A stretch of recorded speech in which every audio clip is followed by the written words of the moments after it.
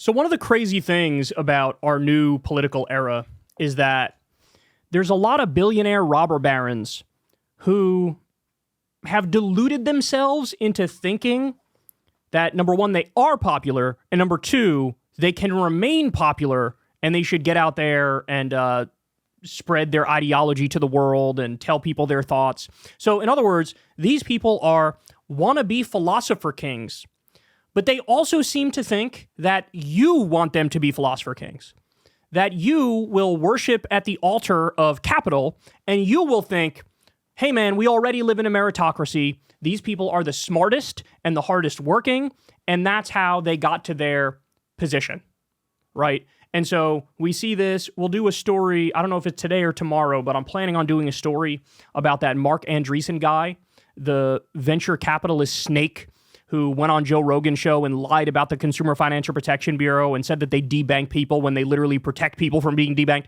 We're going to do a story on him. He came out and he's spreading his ideology and acting like, oh, this is going to be popular, and it's literally the most unpopular, insane shit you've ever heard that would absolutely destroy working people in this country. So here's another example of this. This guy, Peter Thiel, Piers Morgan did an interview with him, and of course it was a fawning, sad excuse of an interview. But I got to share this moment with you because I need you, I need you to think about this. This guy, Peter Thiel, he does a lot of interviews. He oftentimes is, you know, going to the media and getting these interviews.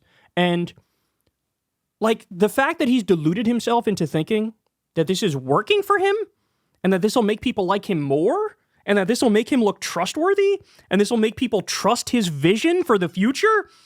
I mean, it is the level of delusion among these people is off the charts, y'all. It's off the charts. So here we go. Peter Thiel is going to be asked a question about Luigi Mangione and the killing of the United Healthcare CEO. And the rest is history. Here we go. And to those who think this shooter is a hero because he did it because he said this healthcare executive was presiding over a healthcare system which kills thousands of Americans by denying them cover, what would you say to them?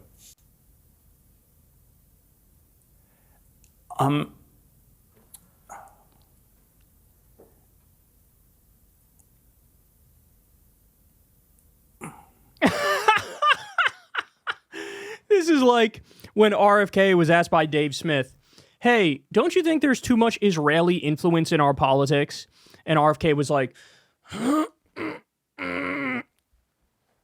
you see, about that, see, what had happened was me and Craig and them was down by the Safeway, and we were wondering if, I don't even know, man, if... New phone, who this? That's what this is like. Or the Mitch McConnell pause when he's asked something and he just goes and sits there for like 30 seconds and people had to tap him like, hey, dog. Hey, you all right? By the way, he fell recently. And Nancy Pelosi fell and needed a hip replacement. You know, government of buying for the 143-year-olds. But look at this guy. Homie, why are you moist? Why are you moist? Why are you dripping? What is going on here? I don't know what kind of fucking baby blood you're injecting into your body. He must hang out with that other guy who's obsessed with like anti-aging stuff. He's like 40-something years old, and he does all these creepy things. I think I saw an article where he like puts his son's blood into his own body, right? Like, I don't know what sort of stem cells or adrenochrome or vampire type shit you're doing. I don't know what kind of fucking substance they cooked up in a lab for you, but whatever they did, dog, it's not working. You'd be better off aging and having wrinkles than sitting here looking like a fucking 2-day-old glazed donut. Like, what is this, bro? Jesus Christ. Get a grip. Look at this guy. It's... I don't know what... You can't make this up. Holy shit. To say. I think... I still think you should try to make an argument. Oh, okay. I see. Bro, if you just make an argument, the healthcare CEOs that made $371 million in 1 year, they would be like, you know what? That's fair. Maybe we should only make $7 million in 1 year for the 7 of us, not $371 million, bro. I never considered that, bro. Good point. Or the literally billions and billions of dollars, what was it, like 121 billion? There was some crazy number that they did in stock buybacks. Stock buybacks, for those of you who don't know, that used to be considered illegal manipulation of a stock, but then Ronald Reagan came in, and I believe it was 1982, and he made that legal.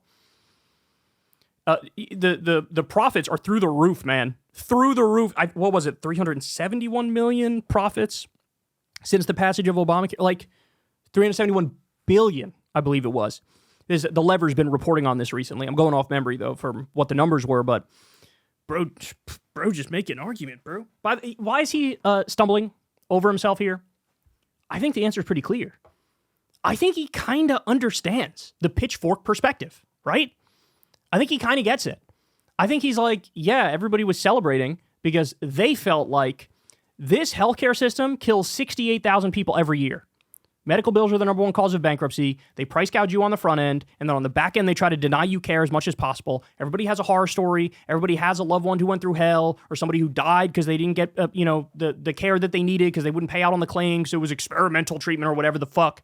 I think he knows that, and so he sees the reaction. He's like, yeah, right. But now he's got to try to, bro, just make. Why don't you make an argument, bro? You should just make an argument, bro. I think this is you should, there may be things wrong with our healthcare system, but you have to make an argument, and you have to try to find a way to convince people. Dude, people are already convinced, bro. That's what these people miss. They're already convinced. Obviously, it depends on how you phrase the question, but generally it's 60, 70, 80% of people that want universal healthcare. So they're already convinced. Go look at the comment section of the Ben Shapiro videos on this. They're convinced. Republicans are there, Democrats are there, centrists are there. Everybody's there, right? So why do we not get it? It's the corruption. It's the money in the system. It's the health insurance companies owning our politicians. Big Pharma owning our politicians. That's what this is. Bro, if you just make an argument, bro, maybe you just make an argument, bro. Quick, where's my cocaine?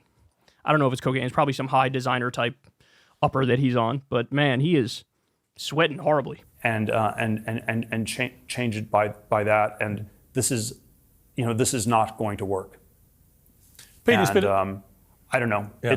It's I mean, there are all sorts of things one could say about it, but I don't think, and I think the motives feel.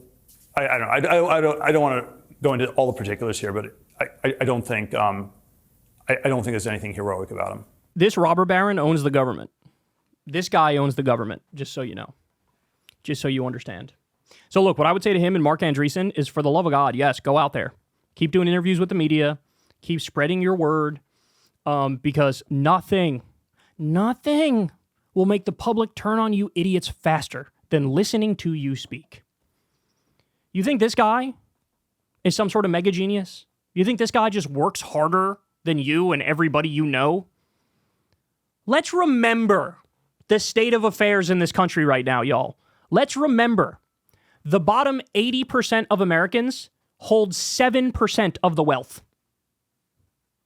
They're all so lazy and parasitic and moochers, and they do nothing, bro, and they just sit on their couch all day and eat ice cream, bro, and watch SpongeBob, bro. Nonsense. The system is rigged against them. There was that Rand Corporation study which came out, which said the top 1% in this country have effectively stole $50 trillion from the bottom 90%.